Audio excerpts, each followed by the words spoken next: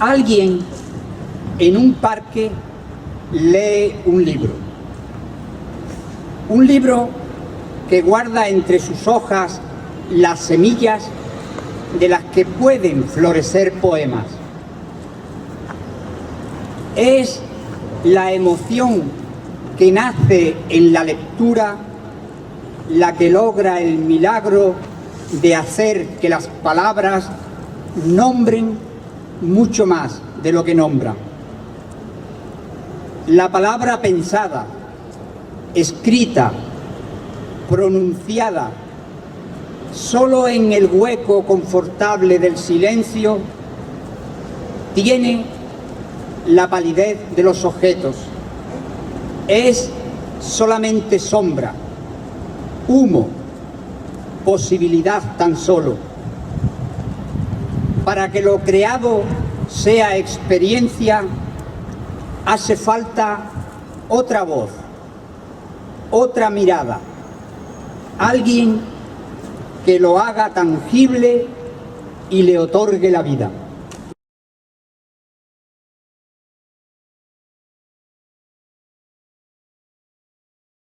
Yo nací en un pueblecito blanco de Cádiz que se llama Vejer de la Frontera, uno de los pueblos más bonitos de España, en el año 1954. Me pusieron de nombre José por mi abuelo paterno y entonces pues voy por ahí diciendo que me llamo José Gilabert por mi padre y Ramos por mi madre. Soy gaditano de nacimiento y de condición, pero irremediablemente soy granadino porque llevo 45 años en Granada, toda mi vida adulta se ha desarrollado en Granada, mi vida laboral también, e incluso mi vida literaria también está fuertemente ligada a Granada. Yo vine a Granada a estudiar teología porque yo estaba en el seminario de Cádiz, yo estudié en Barbate, que es mi pueblo donde yo viví de niño, donde estuve en la escuela, y estudié el bachiller en el seminario de Cádiz. Y yo tenía intención de seguir la carrera de teología. Y cuando terminé el bachiller y el COU, me trasladaron a Sevilla, al Centro de Estudios Teológicos, que dependía de la Facultad de Teología de Granada, a estudiar teología. Pero era una época chunga, era una época complicada, era el final del franquismo, las luchas en la calle, la política, que si esto, que si lo otro. Yo me compliqué demasiado la vida con compromiso político-social. Me detuvieron alguna que otra vez en alguna manifestación, el obispo se enfadó un poco y total, al final terminamos mal y yo tuve que dejar el seminario de Cádiz. Con otros compañeros me trasladé a Granada, a esta ciudad bendita de Granada, a seguir estudiando teología, arriba en Cartuja, en la Facultad de Teología.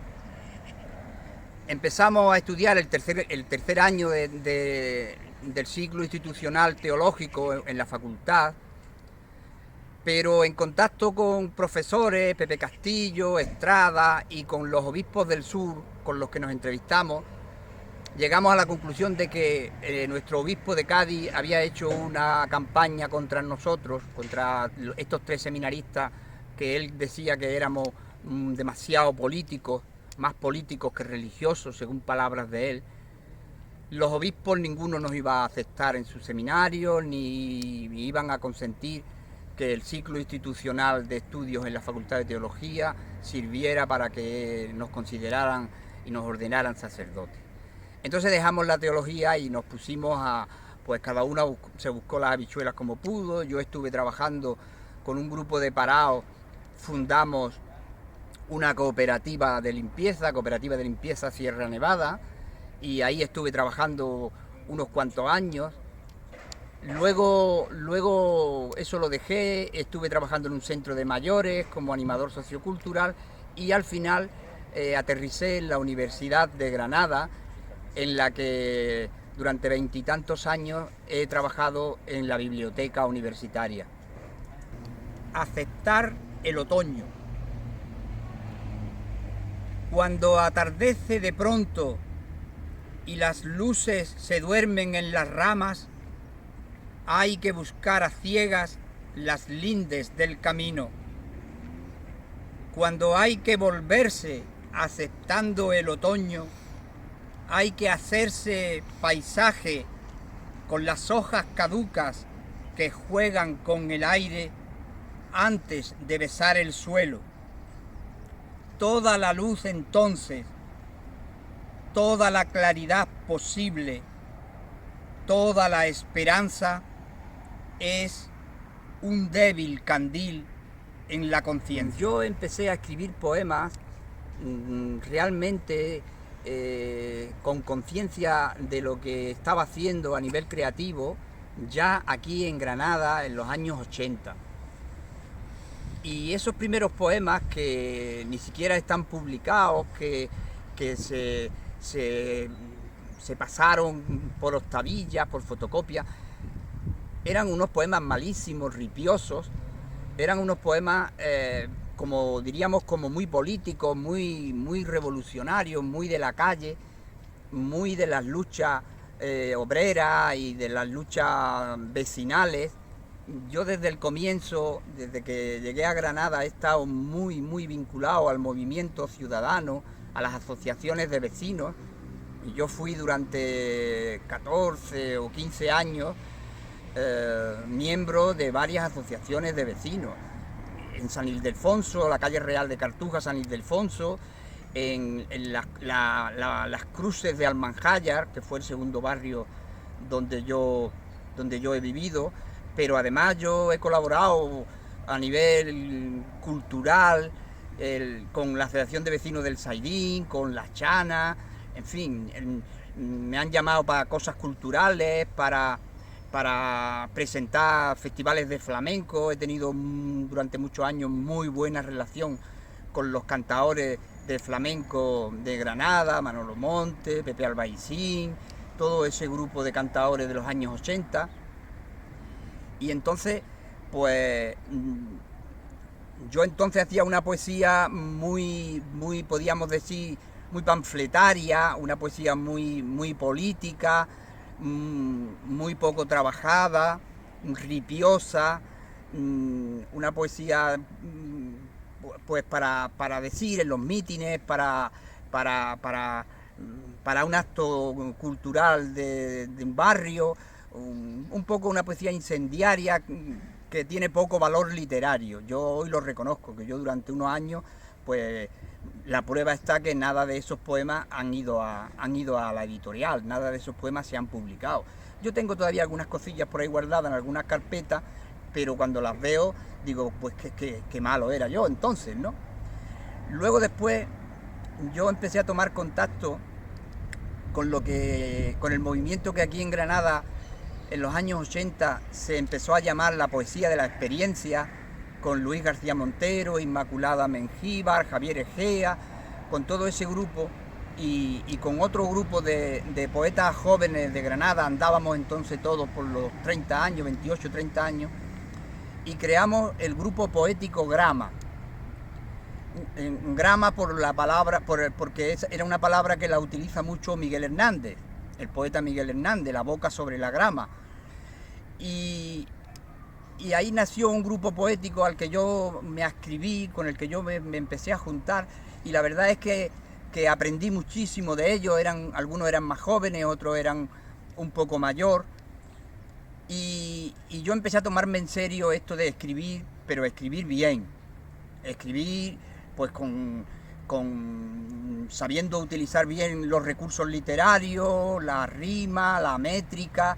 Me lo tomé un poco más en serio y empecé a descubrir que yo podría, si quería y si me esforzaba, y si leía mucho, sobre todo, si leía mucho, yo empecé a descubrir que podría escribir pues medianamente bien. La verdad es que yo de esos primeros poemas, así ya en serio, que yo empecé a escribir, mi primer libro y demás, tienen muchísima influencia de ese movimiento que aquí en Granada se llamó la poesía de la experiencia, con Luis García Montero, Javier Egea, Inmaculada Mengíbar, Ángeles Mora. Yo reconozco que esos primeros poemas míos, ese primer libro que yo publiqué, así un poco más en serio, están muy influenciados por ese movimiento literario. Pero luego yo he tratado de buscar mi propia voz, he tratado de buscar mi sitio, he tratado de buscar los motivos que a mí me llevaban, me empujaban, me animaban a escribir, y he ido descubriendo que mi poesía es una poesía que yo trato de que tenga dentro de lo posible una perfección y una calidad mínimamente aceptable, pero que sea una poesía entendible, una poesía que yo llamo comestible, que la gente la pueda entender. Yo siempre he querido que mis poemas los pueda entender mi madre, que es una señora sencilla de campo. Yo he querido que ella lea un libro mío y se entere mínimamente de lo que yo estoy hablando. Mi adscripción a los movimientos ciudadanos me ha forzado un poco a tener que escribir para ellos, para las luchas de la calle, para los trabajos vecinales, para los movimientos reivindicativos. Entonces todo eso, de alguna manera, como temática, ha ido a mi poesía. Entonces, pues yo no soy un poeta lírico que se evade de la realidad y desde las nubes hace sus poemas, sino más bien todo lo contrario. Yo me he esforzado por escribir desde abajo, por llevar mi propia experiencia de lucha y de ir del brazo de las luchas de la gente, llevar eso a mi poesía. Y aunque también he escrito cosas más íntimas y he hecho también versos líricos, como es lógico, pero yo creo que, salvo uno o dos libros que son más de temas amorosos y donde yo he plasmado mi experiencia de pareja y demás, todo lo demás tiene todo un tinte social, un tinte de compromiso y de acompañamiento de las luchas ciudadanas. Mirar el dolor. A veces el dolor aparece como una cuchillada que nos rompe la calma. Ocurre que de pronto nos crecen ríos de dolor que cruzan nuestro pecho, duras rosas como piedras palpitando en las venas. A veces el dolor nos anega con sus aguas la casa y pone en nuestra piel la llama de su plomo y el punzante filo de su espada. Pero si nos sentamos a mirarlo de frente, el dolor se acobarda y nos tiende su abrazo. Es el dolor entonces el calor de un amigo que nos limpia la frente con su pincel de agua y nos habla al oído como hablan las madres y las nubes y el tiempo. Bueno, para mí la poesía como ejercicio, como trabajo, como tiempo en el que uno se va diríamos, de la vida ordinaria, del trabajo, de la casa, de la familia, y se encierra uno con su propio intimismo, con su propio corazón. Para mí la poesía fundamentalmente, primordialmente, es una manera de entenderme yo y de explicarme yo. Cuando yo quiero hablar de un tema y quiero comunicarlo, incluso cuando yo quiero aclararme incluso sobre un tema, para mí el vehículo mejor es el poema. Yo soy capaz de decir mejor en un poema cualquier cosa que cuando lo digo en el lenguaje coloquial o incluso cuando lo pienso yo mentalmente. Cuando me pongo a escribir me doy cuenta que con los recursos literarios yo soy capaz de expresarme más más fuertemente, más íntimamente, más auténticamente que con otras maneras de lenguaje. Mis influencias literarias son fundamentalmente tres poetas que han sido para mí fundamentales en mi vida y a los que yo creo que he leído y releído y le he dado muchas vueltas a toda su obra. Son fundamentalmente Antonio Machado, Miguel Hernández y Pedro Salinas. Esos poetas, algo he visto yo en ellos, con los que me he identificado tanto, que incluso infinidad de veces compañeros, amigos, me han dicho que se transparenta el espíritu de la poesía de estos tres autores, se transparenta en mí, cada uno con su tema. Machado lo social, Salinas lo amoroso y Miguel Hernández lo político, que para mí son tres pilares: lo social, lo político y lo amoroso. Porque además, y además eso está entrelazado en todos mis libros.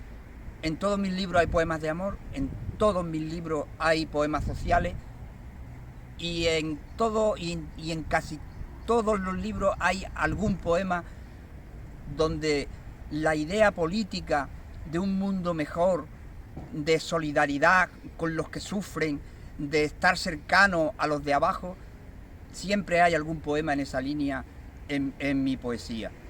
Entonces estos tres poetas son pilares en mi aprendizaje y en mi adscripción como poeta. Pero luego hay otros muchos, poetas que a mí me han gustado mucho, que los he entendido, que me siento cercano a ellos, como Jaime Gil de Viedma, la poesía de la experiencia de Javier Egea, de García Montero, de Ángeles Mora. Vicente Aleixandre es un poeta al que yo le tengo mucho aprecio, aunque él escribe de una manera muy distinta a cómo escribo yo. En fin, hay muchos poetas, sobre todo de la generación de los 50, que se llama en la literatura española, con los que yo me siento muy cercano, también algunos sudamericanos como Benedetti, César Vallejo. He leído, me he esforzado por leer, porque yo no vengo de la universidad. Para mí los estudios universitarios fueron la teología, que no tiene nada que ver con la literatura. Yo he tenido que ser mi propio maestro. Y entonces, pues por ahí, en esa línea, es por donde yo he ido buscando mi propia voz. Y yo reconozco que en muchos poemas míos las influencias son muy claras, pero no me importa. Ellos han sido mis maestros, me han enseñado y no me importa que se me note a veces la influencia. Duele el aire. A veces hasta el aire duele cuando la ciudad se refugia en el trasiego de la gente que camina sin ver lo que pasa. A nadie parece importarle lo que cada cual arrastra y todos buscan su anestesia en el olor de las cafeterías, como si hubiera que huir de algo con la cara de nadie que se nos adhiere a la ropa y nos impide el paso en las aceras. En la ciudad el aire esparce su dolor con cuentagotas y se detiene ebrio en las esquinas donde la pena esconde su envejecido rostro de carbón y nicotina. Nadie, no exagero, nadie detiene su paso y se para un instante a contemplar las flores que la miseria siembra en nuestras calles. Podríamos decir que toda mi producción literaria, todo lo que yo he escrito, lo he hecho en Granada. Yo me considero un poeta de Granada, aunque nací en Cádiz, nací en Vejer de la Frontera, y yo llegué a Granada con 23 años, pero yo empecé a escribir aquí. Y la influencia del mundo literario, de la vida literaria, de la universidad y de la ciudad, han influido muchísimo en mí. Y entonces yo me considero un poeta granadino, aunque en muchos sitios ponen que soy un poeta gaditano, pero soy mucho más conocido y mucho más leído en Granada que en Cádiz.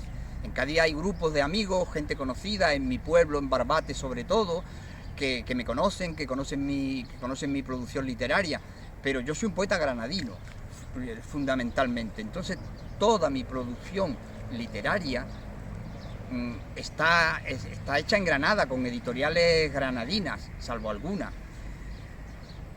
La primera vez que yo creí que lo que yo escribía tenía un poco calidad, que podría, que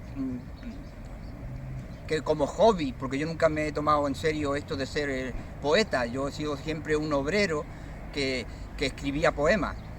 Pero la primera vez que yo entendí que lo que yo hacía no era un churro, sino que tenía una cierta calidad, fue cuando me presenté al premio de poesía Laurel de la Zubia, y con un librillo que era un homenaje a Pedro Salinas, con unos poemas de amor, que se llamaba Tu voz en los pronombres.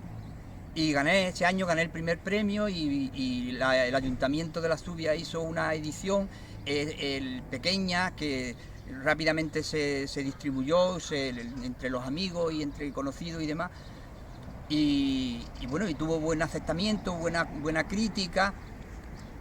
Entonces yo entendí que, bueno, pues que si yo seguía leyendo y seguía en contacto con el mundo literario, pues que ese podía ser un camino para mí. Yo quería escribir, pero quería escribir con una cierta calidad.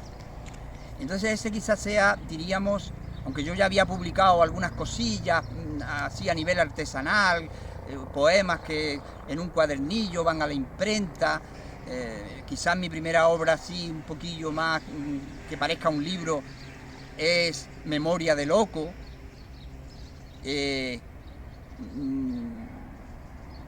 pero yo luego ya, como he contado antes, empecé a tomar contacto con el mundo literario de la Granada de los años 80, y empecé pues a hacer amistad con poetas. Creamos en Granada el grupo poético Grama, muy relacionado con la Concejalía de Cultura del Ayuntamiento de Peligros, donde organizamos durante varios años unos encuentros de poetas jóvenes. Entonces yo ya empecé un poco a moverme en ese mundo y a aprender, sobre todo a aprender. Yo creo que hoy, que tengo 68 años, en esto de la poesía me sigo considerando un aprendiz. Yo sigo leyendo a los poetas jóvenes de hoy por si me aportan algo. Yo no he sido nunca maestro de nadie, más bien he sido alumno de todos. Me he considerado alumno de la poesía de la experiencia, me he considerado alumno de la otra sentimentalidad, me he considerado alumno de los novísimos, de la poesía de la experiencia. He querido aprender de todos. Yo no he estado en la facultad, yo no he recibido clases de literatura ni de...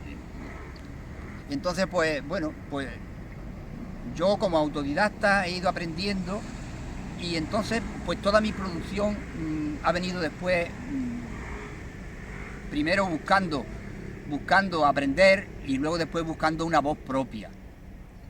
Entonces quizás mi primer libro, así como un libro ya editado por una editorial, distribuido y demás, es Las aceras de la prisa, que es un libro que quedó finalista del premio Barro de poesía, que es un premio que edita una asociación sociocultural de Sevilla, Asociación Barro. Ellos dan un premio y editan un libro. Entonces ese libro ganó ese premio. Era una poesía urbana, una poesía de la calle, de la poesía también de los movimientos sociales, incluso de las tertulias, de los bares, del mundo del flamenco. Un poco por ahí iba ese libro, que yo reconozco que tiene mucha influencia de la poesía de la experiencia. Pero yo después he tratado de buscar mi propia voz. Entonces, a continuación viene un libro de poemas de amor, de poemas más líricos, de una voz más mía, más propia, que yo no me importa reconocer que también tiene influencias, sobre todo de Pedro Salinas, que para mí es el poeta en lengua castellana que mejor ha expresado el sentimiento amoroso. Ese libro se llama Tiempo de mudanzas y es un libro todo de poemas de amor, dedicado a mi mujer, y es un libro al que yo le tengo mucho cariño, mucho aprecio, y yo creo que es el libro primero de mis libros donde quizá haya ya una voz mía propia, no ya con tantas influencias de los movimientos literarios contemporáneos míos. Después,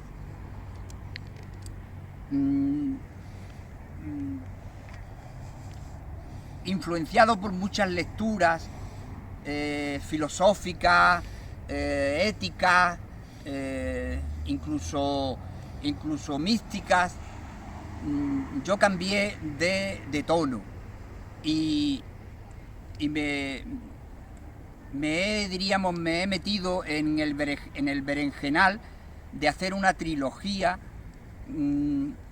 de poemas que podríamos decir filosóficos, místicos, incluso religiosos, incluso,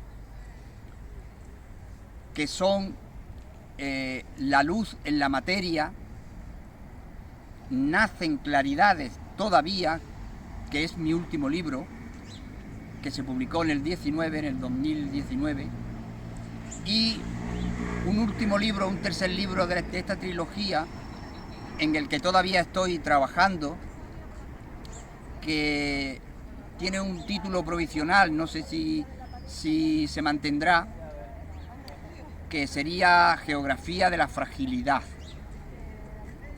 Entonces, eso, unido a algunos cuadernillos que se han publicado, a participaciones mías en algunas antologías y sobre todo, a mucha literatura gris, es lo que podríamos llamar mi producción poética. Lo que yo llamo literatura gris es todo lo que uno escribe, todo lo que se publica en papeles sueltos, todo lo que uno lee en una manifestación, en un acto cultural, cuando hace una presentación de un acto, cuando me piden los movimientos sociales que escriba un poema sobre los inmigrantes, o que haga una letra para una comparsa de carnaval. Yo he hecho muchísimas letras de carnaval, he colaborado en Granada con muchísimas comparsas de carnaval en los colegios, en las asociaciones de vecinos. Durante varios años tuvimos una comparsa, un grupo de jóvenes en San Ildefonso, he colaborado con la comparsa del Saidín. En fin, todo eso, que si lo juntáramos todo y lo pudiéramos unir todo, posiblemente tuviera más poemas que todo lo que ha ido al libro y a la editorial. Pues un poco así, de esa manera amplia y suelta, es lo que podíamos considerar mi producción poética. Una grieta. Hay una grieta en todo. Así es como entra la luz. Leonard Cohen.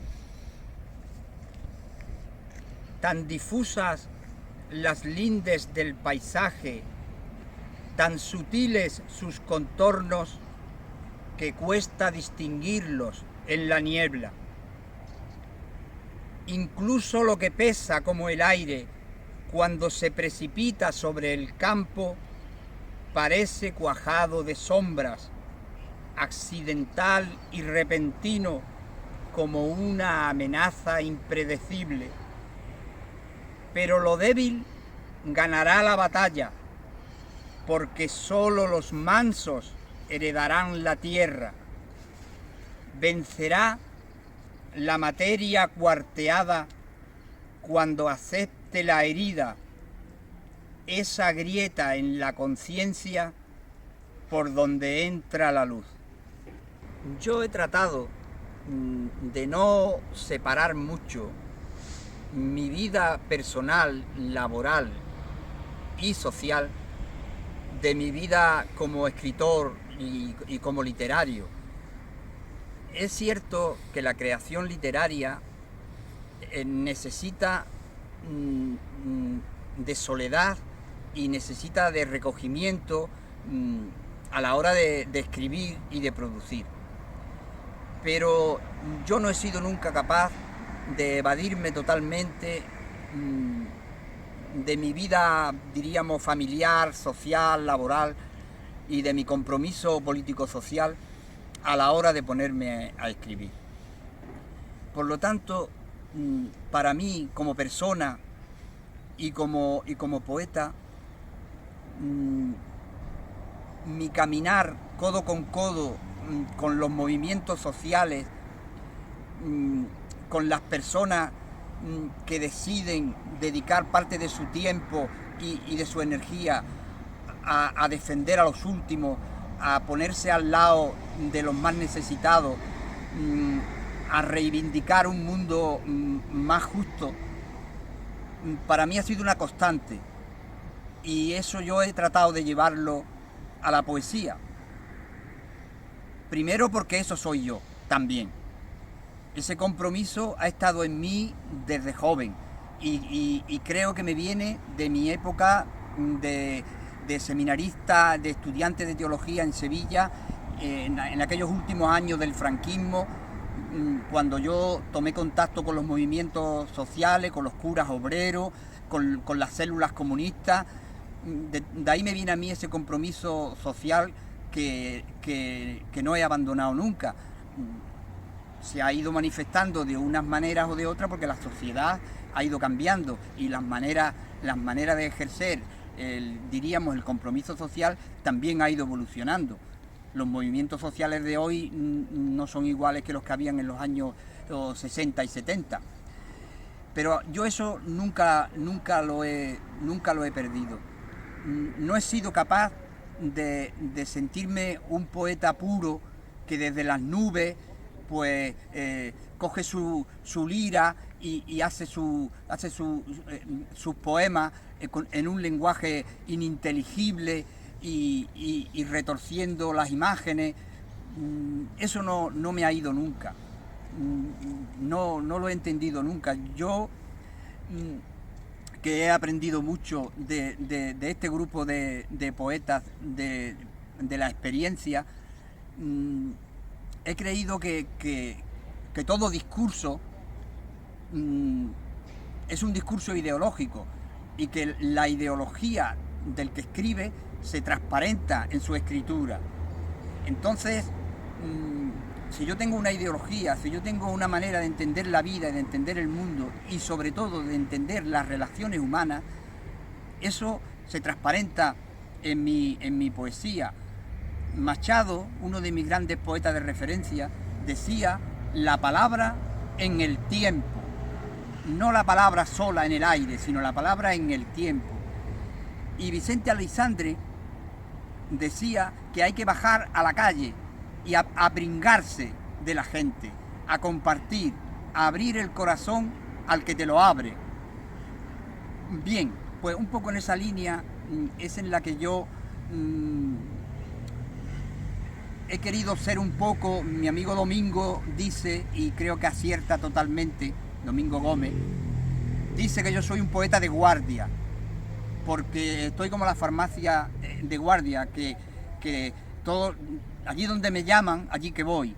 Donde me piden un poema, pues allí voy yo con un poema.